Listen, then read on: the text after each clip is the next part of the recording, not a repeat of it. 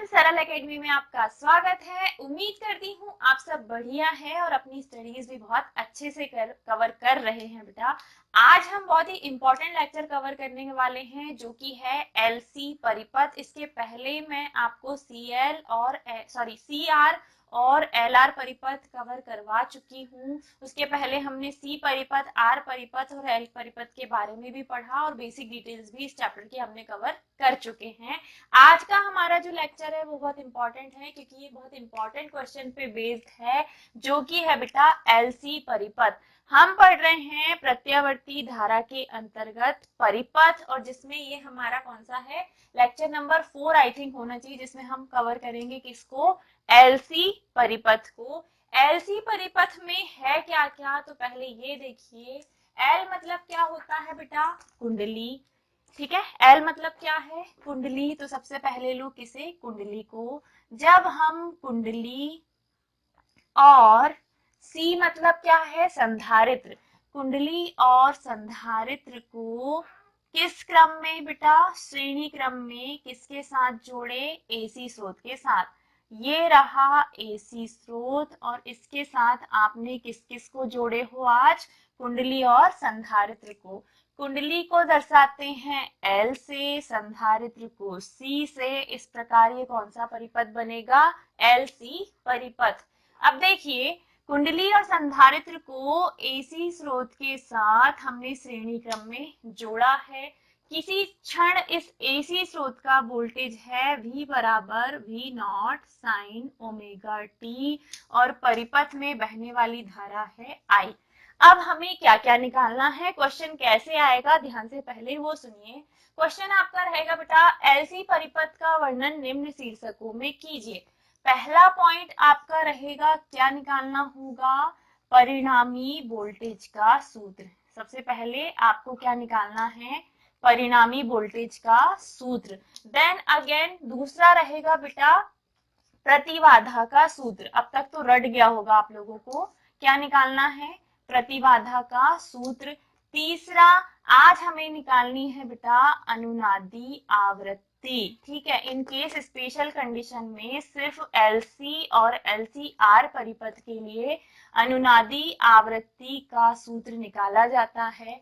इसके अलावा मैं आपको धारा और वोल्टेज के बीच कलांतर भी बताऊंगी कि एलसी परिपथ के लिए कितना होता है, और आखिरी में हम निकालेंगे शिखर मान, यानी कि धारा का शिखर मान क्या होगा वो। ठीक है, तो परिणामी वोल्टेज, प्रतिबाधा, अनुनादी आवृत्ति, कलांतर, शिखर मान, जिसमें से ये जो तीन ऊपर के आपको दिख रहे हैं ये मोस्ट इंपॉर्टेंट है जो कि एग्जाम में पूछा ही जाएगा। और इनके साथ में आपको किरण आरेख भी बनाना है और फेजर आरेख भी बनाना है। फेजर आरेख क्या आप तक तो समझ गए होंगे, हमें ये दिखाना होता है कि कुंडली और संधारित्र में जो वोल्टेज उत्पन्न होगा वो वोल्टेज कितना अग्रगामी है धारा से, कितना पश्चगामी है, कलांतर कितने का है, उसके लिए हम क्या बनाते हैं, ग्राफ बनाते हैं, और उसी ग्राफ को हम क्या कहते हैं, फेजर आरेख कहते हैं। ठीक है, तो चलिए स्टार्ट करते हैं पहले पॉइंट से, जिसमें हमें निकालना है क्या, परिणामी वोल्टेज। और परिणामी वोल्टेज निकालने के पहले आप ये चित्र बनाओ और चित्र के नीचे लिखो, चित्रानुसार कुंडली एल और संधारित्र सी को श्रेणी क्रम में एसी स्रोत के साथ जोड़ा गया है। किसी क्षण एसी स्रोत का वोल्टेज V बराबर V not sine omega T और परिपथ में बहने वाली धारा I हो तो, परिपथ में बहने वाली धारा I हो तो कुंडली के सिरों पर उत्पन्न विभवांतर L, कुंडली L, विभवांतर होता है V और कुंडली के लिए L, VL। संधारित्र के सिरों पर उत्पन्न विभवांतर क्या होगा बेटा, VC। तो इनके मान भी निकालिए किससे, ओम के नियम से। सबसे पहले किसके सिरों पर, फर्स्ट है कुंडली के सिरों पर, कुंडली के सिरों पर क्या निकालना है बेटा, उत्पन्न विभवांतर। कुंडली के सिरों पर उत्पन्न विभवांतर किससे निकालेंगे हम, ओम के नियम से, ओम के नियम से।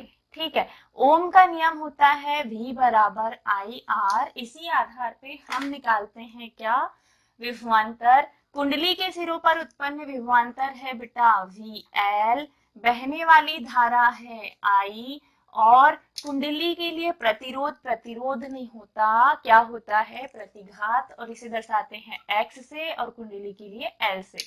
इक्वेशन नंबर 1, VL बराबर क्या निकल के आ गया I इंटू XL। इसी प्रकार दूसरी कंडीशन, अब धारा आगे बढ़ी, कहाँ पहुंची संधारित्र में, तो अब हम वोल्टेज कहाँ निकालेंगे बेटा संधारित्र के सिरों पर। ठीक वही लॉजिक, लेकिन अब हम निकालेंगे संधारित्र के सिरों पर उत्पन्न विभवांतर, किससे, ये भी वही ओम के नियम से। ठीक है, सेम वही ओम के नियम से क्या हो जाएगा, संधारित्र के सिरों पर उत्पन्न विभवांतर क्या है VC, और संधारित्र के लिए भी धारा I है, लेकिन प्रतिघात क्या होगी XC। इक्वेशन नंबर 2, हमने कुंडली के सिरों पर उत्पन्न विभवांतर निकाल लिया, संधारित्र के सिरों पर उत्पन्न विभवांतर निकाल लिया। अब हम निकालेंगे पहला पॉइंट, जो कि है बेटा परिणामी वोल्टेज का सूत्र। ठीक है, क्या निकालना है हमें, परिणामी वोल्टेज का सूत्र। और परिणामी वोल्टेज का सूत्र निकालने के लिए हम क्या बनाते हैं, फेजर आरेख। अब हम जानते हैं कि धारा I और वोल्टेज VL के बीच का कलांतर कितना होता है। ये ऐसा ग्राफ बनेगा बड़ा सा, इसे हम कहते हैं फेजर आरेख।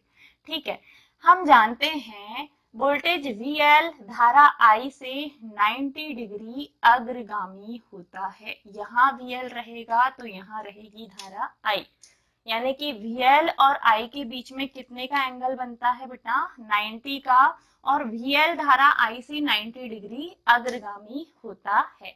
क्लियर। अब हम ये भी जानते हैं कि वोल्टेज VC धारा I से 90 डिग्री पश्चगामी होता है। 90 डिग्री पीछे है कौन, वोल्टेज VC। VL और धारा I के बीच का कलांतर 90 है, लेकिन वोल्टेज आगे है, धारा पीछे है। VC और I के बीच का कलांतर भी 90 है, लेकिन VC पीछे है और धारा I आगे है। तो अगर मैं इस 90 और इस 90 को जोड़ूं तो आप ये देख पा रहे हो कि VL और VC के बीच का कलांतर कितना होगा बेटा 90 प्लस 90, कितना आगे हो गया VL VC से, तो VL VC से आगे हो गया कितना 180 डिग्री। ठीक है, ध्यान से समझिएगा, पहले जब हमने पढ़ा है ना CR और LR परिपथ, तब मैंने आपको बता चुकी हूँ कि जो वोल्टेज VL होता है वो धारा I से 90 अंश से आगे होता है, जो वोल्टेज VC होता है वो धारा I से 90 अंश से पीछे होता है। तो आप इसको ध्यान से देखो, ये 90 और आगे का 90 मिलाकर 180, तो जो VL है वो VC से कितना आगे होगा बेटा 180 आगे होगा। अगर हम ये कहें कि इतना टोटल मान 180 है और इसका आधा हमें चाहिए, इसका आधा हमें चाहिए, तो टोटल 180 में से ये वाला जो नीचे वाला 90 है इसको घटाना पड़ेगा, तो आपको इन दोनों के बीच का एक्चुअल कलांतर पता चल जाएगा। कैसे, तो यहां से यहां तक पूरा क्या है बेटा, पूरा है VL। ठीक है, और आधा क्या है, आधा है VC, मतलब VL में से VC को घटाओगे तो आपको इतनी जगह की वैल्यू पता चल जाएगी। इतना पूरा नहीं बनाना हमें अब, है ना। ठीक है, इतना पूरा नहीं। देखो मैंने क्या बोला, VC से VL कितना आगे है 180, और VC से I कितना आगे है 90, तो इस पूरे 180 में से इस 90 को घटा दो तो ये वाला 90 हमें मिल जाएगा। और इस 90 को पता करने के लिए हमने पूरे VL में से आधे वाले VC को घटाया, तो ये जो वैल्यू मिली, इस वैल्यू के बीच और धारा I के बीच कितने का कलांतर हो गया, वापस से 90 का, जिसमें L भी आ गया और C भी आ गया, आसानी से आ गया। क्यों आ गया, क्योंकि दिख रहा है VL बड़ा है किससे, VC से, तो VL में से VC को घटाओ तो हमें VL माइनस VC और धारा I के बीच का कलांतर मिल जाएगा, जो कि कितना होगा 90 अंश होगा। इस पूरे में से इस आधे को घटाने पर हमें ये आधा हिस्सा मिल गया और इसी को कहा जाता है बेटा फेजर आरेख। ठीक है, जब ये बन जाए तब हम निकालेंगे क्या, परिणामी वोल्टेज। और ये लिख के आपको थियरी लिखनी है। परिणामी वोल्टेज का सूत्र डैश करके लिखिए। हम जानते हैं वोल्टेज VL धारा I से 90 अंश से अग्रगामी होता है एवं वोल्टेज VC धारा I से 90 अंश से पश्चगामी होता है। अर्थात VL माइनस VC और I के बीच का कलांतर भी 90 अंश होगा, जिसमें VL बड़ा होगा VC से। तब VL बड़ा होगा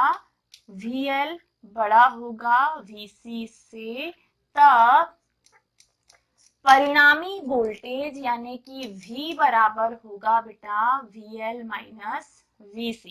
क्या हो जाएगा, VL माइनस VC। हमें L और C के लिए ही परिणामी वोल्टेज निकालना है, तो L में से C को घटा दो, आपको जो भी V का मान है वो मिल जाएगा आसानी से। और जब ये मान मिल जाए तो क्या करेंगे, समीकरण 1 और 2 से VL और VC का मान रखेंगे। किससे, समीकरण 1 व 2 से। मान रखिए बेटा, V का मान हमें चाहिए, VL का मान है I इंटू XL, बीच में माइनस, VC का मान है I इंटू XC। आप क्या करेंगे, V बराबर I को ले लेंगे कॉमन, ब्रैकेट के अंदर XL, ब्रैकेट के अंदर XC, XL में से XC को घटा दो और ये जो इक्वेशन आया है ना समीकरण नंबर, इसे नाम दे दो 3। बहुत आसानी से आ जाएगा। यही परिणामी वोल्टेज का सूत्र है। काय का सूत्र है बेटा, परिणामी वोल्टेज का सूत्र है। आसान है ये, किससे, CR और LR परिपथ से आपका सिंपल ग्राफ बनता है। और इस सिंपल से ग्राफ में आपको ऑब्जेक्टिव बहुत सारे पूछे जाते हैं। आपसे पूछा जाएगा कि वोल्टेज VL वोल्टेज VC से कितना अग्रगामी होता है, तो आप लिखोगे 180 डिग्री अग्रगामी। आपसे पूछा जाएगा VL और I के बीच का कलांतर कितना होता है, 90 अंश। VL धारा I से खालिस्तान होता है तो अग्रगामी होता है, VC धारा I से खालिस्तान होता है तो पश्चगामी होता है। कितना पश्चगामी होता है, तो 90 डिग्री। कितना अग्रगामी होता है, तो ये भी 90 डिग्री। और VL और VC के बीच का कलांतर कितना होता है, 180 डिग्री। ठीक है, आपको ग्राफ इतना ही बनाना है और यहाँ हमें मिलेगा परिणामी वोल्टेज V। ठीक है, परिणामी वोल्टेज V इसी लाइन में हमें मिल जाएगा। तब हमने V बराबर निकाला VL माइनस VC, VL का मान रखा, ये VC का मान रखा, ये इधर भी I कॉमन लिया, जो बचा वो लिखा। समीकरण 3 परिणामी वोल्टेज का सूत्र है। पहले बड़ी जद्दोजहद के बाद, पाइथागोरस प्रमेय लगाने के बाद ये मान निकल के आता था, आज आसानी से निकल गया 2 स्टेप में। जब परिणामी वोल्टेज निकल जाए तो हमें निकालनी होती है क्या, प्रतिबाधा। ठीक है, क्या निकालना होता है बेटा, प्रतिबाधा। और प्रतिबाधा निकालने के लिए हम वापस से लेते हैं क्या, समीकरण नंबर 3 से। समीकरण 3 है V बराबर I XL minus XC। I का कीजिए पक्षांतर, V अपॉन I बराबर, अब ब्रैकेट की जरूरत नहीं, XL minus XC। V upon I बराबर XL माइनस XC और नाम दे दीजिए इसको समीकरण नंबर 4। अब हम बोलते हैं क्या, तो समीकरण नंबर 4 की तुलना किससे करें बेटा, ओम के नियम, है ना, ओम के नियम, जो कि है V अपॉन I बराबर R, जो कि है क्या, V अपॉन I बराबर R से करें तो इसका मान बराबर में क्या है, XL माइनस XC। इस परिपथ का क्या होगा, प्रभावी प्रतिरोध होगा। v अपॉन आई की जगह में r है और r की जगह पे यहाँ क्या दिख रहा है, xl माइनस xc। तो ये जो होगा ये प्रभावी प्रतिरोध होगा, जिसे हम क्या कहते हैं, जिसे कौन सा परिपथ, LC परिपथ की प्रतिबाधा कहते हैं। ठीक है, LC परिपथ की प्रतिबाधा कहते हैं और इसे ZLC से दर्शाते हैं।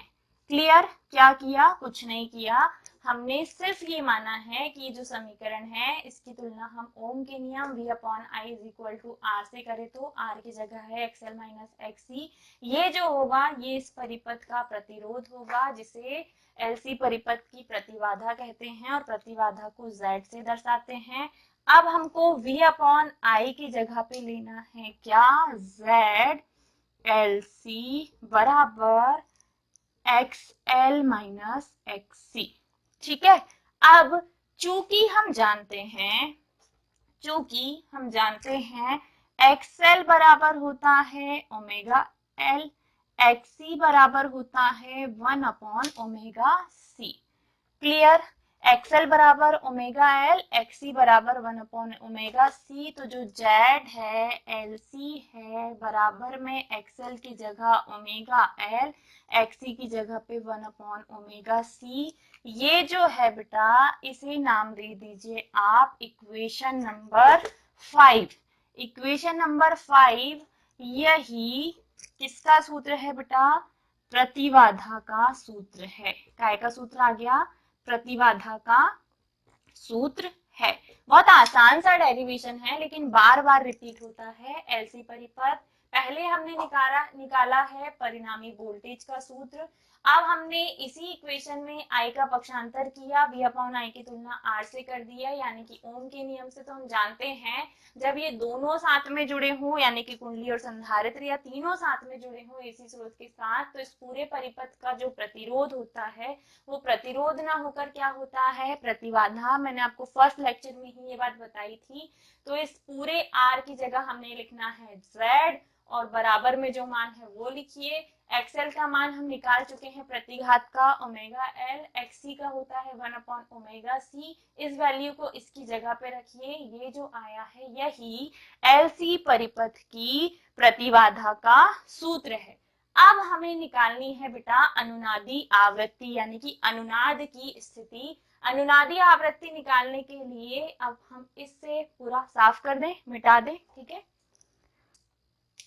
तीसरा पॉइंट है बेटा हमारा क्या, अनुनादी आवृत्ति का सूत्र। ठीक है, अब ये अनुनाद की कंडीशन क्या होती है, अनुनाद की स्थिति कब बनती है, पहले वो समझिए और यहाँ समझ लिए तो LCR परिपथ में आपको आसानी से समझ में आ जाएगा। इफ अगर आपको लग रहा है कि कहीं कोई डाउट है तो कमेंट करके जरूर पूछिएगा कि हाँ मैडम यहाँ मेरे को डाउट रह गया, अदरवाइज मेरे को लग रहा है आसानी से, बहुत धीरे बहुत स्लो मैं समझा रही हूँ, आपको समझ में आ रहा होगा।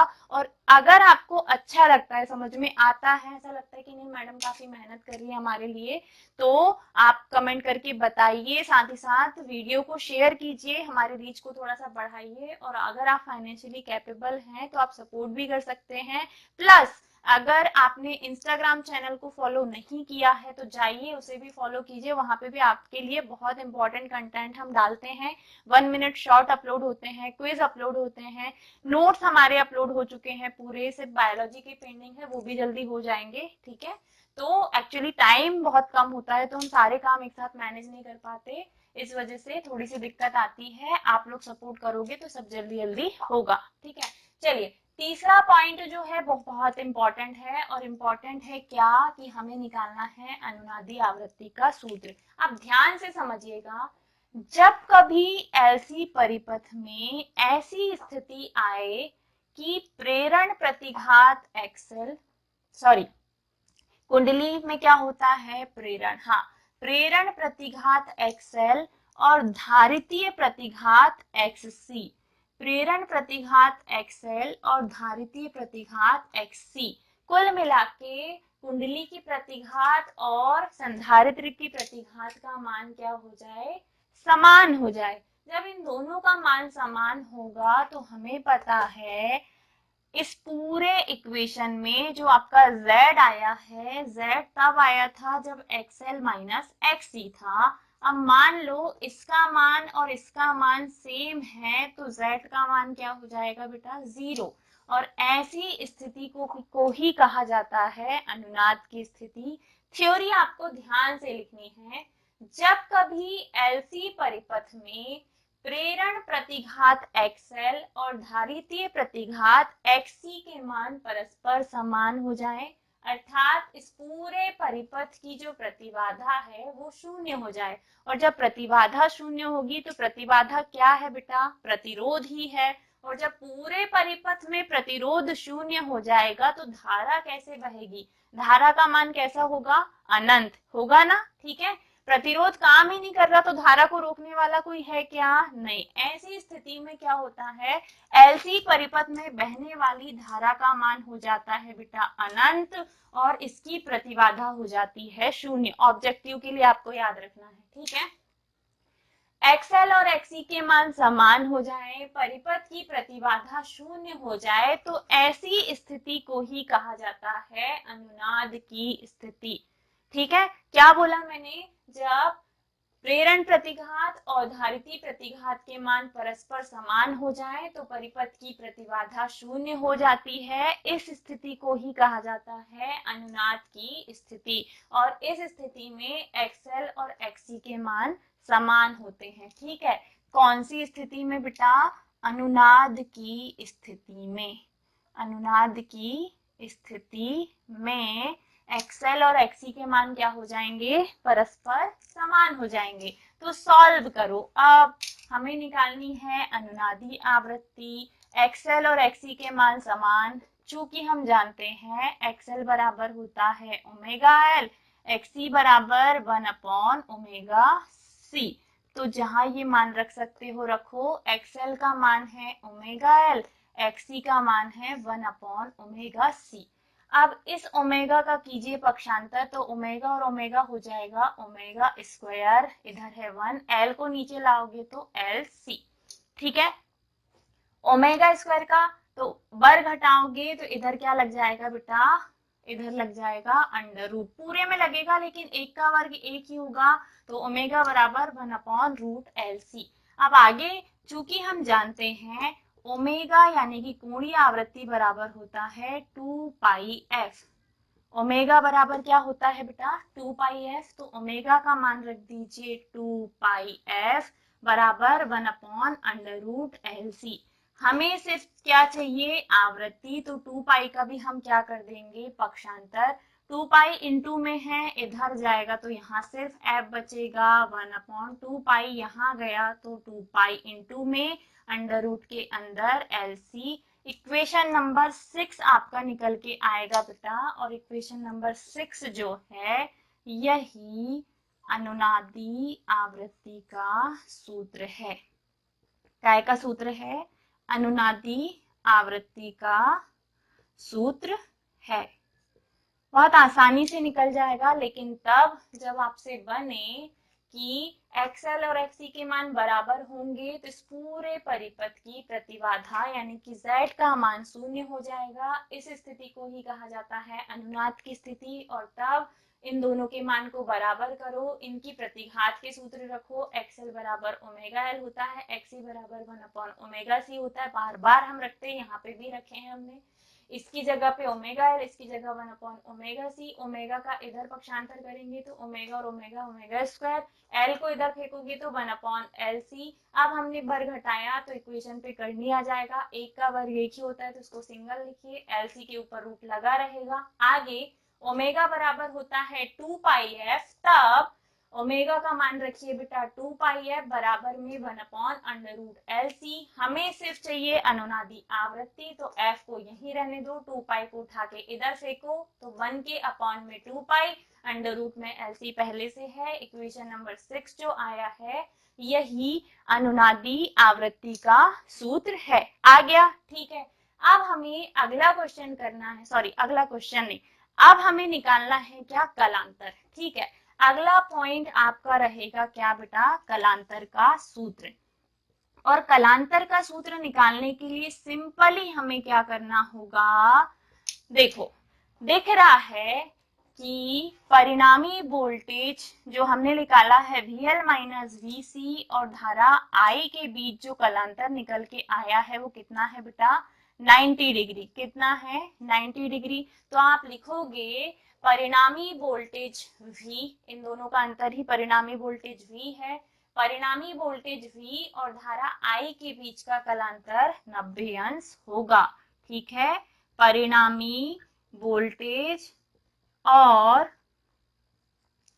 धारा I के बीच का कलांतर, I के बीच कलांतर 90 डिग्री होगा। किसके लिए, LC परिपथ के लिए। ठीक है, LC परिपथ के लिए। ठीक है, समझ में आ गया।